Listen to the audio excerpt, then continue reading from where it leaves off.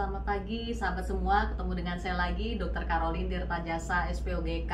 Ada pertanyaan dari pasien saya, Dok, berapa sih maksimalnya usia untuk program hamil dan apakah ada resikonya? Kita bahas ya. Jadi usia maksimal untuk promil itu sebetulnya tidak ada, di textbook juga tidak pernah disebutkan, dan kesepakatan antara ahli fertility juga tidak ada. Tetapi beberapa orang menyebutkan batasan usia 45 tahun. Jadi untuk 45 tahun ke atas biasanya kita tidak lakukan lagi program hamil karena angka keberhasilannya juga sudah sangat kecil ya. Biasanya di bawah 5%, antara 0 sampai 5% pada usia segitu jika dilakukan program hamil. Nah, masalahnya adalah tiap-tiap perempuan itu berbeda-beda level hormon dan lifestyle-nya juga berbeda.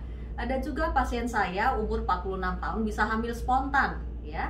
Dan ada juga yang usia 46 tahun masih mau hamil tuh, melakukan program bayi tabung.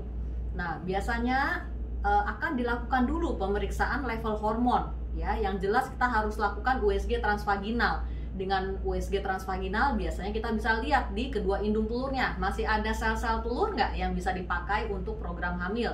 Tentunya kalau sel telur tinggal satu atau bahkan tidak ada lagi ya tentunya angka keberhasilan juga makin kecil ya. Nah, kemudian juga dilakukan pemeriksaan level hormon AMH atau cadangan telur. Kalau AMH-nya sudah sangat kecil ya, biasanya AMH 1,2 itu kita sudah masukkan di bawah itu ya, kita masukkan level poor responder. Nah, poor responder ini adalah orang-orang yang sel telurnya sudah sangat sedikit dan sudah bebel ya, tidak mau dibikin besar atau distimulasi. Nah, angka kehamilan pada poor responder ini juga sudah cukup rendah meskipun nggak rendah-rendah amat ya. Tapi ya makin kecil level AMH, sebagai contoh ada yang AMH-nya sudah di bawah 0,5 ya, 0,3 bahkan 0,0 ya.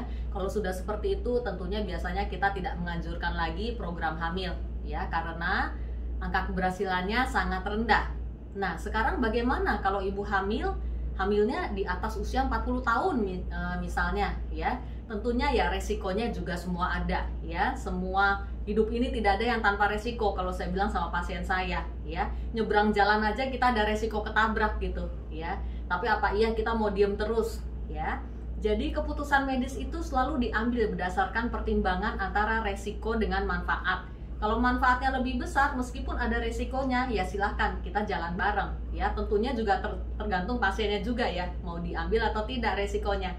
Nah, tetapi kalau resikonya lebih besar dari manfaatnya ya jangan dilakukan, itu aja ya.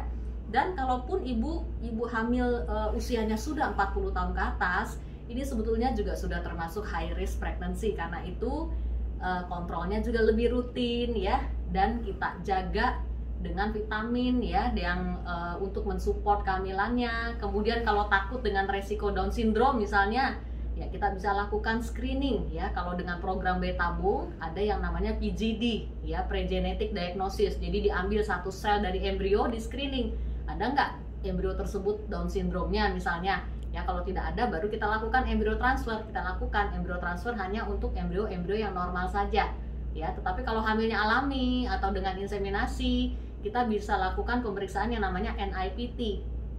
NIPT ini jadi mengambil darah ibu ya untuk kemudian di screening ya, apakah bayinya ada resiko Down syndrome atau tidak ya. Biasanya dilakukan saat usia hamil mencapai 11 minggu, maksimalnya sampai 24 minggu.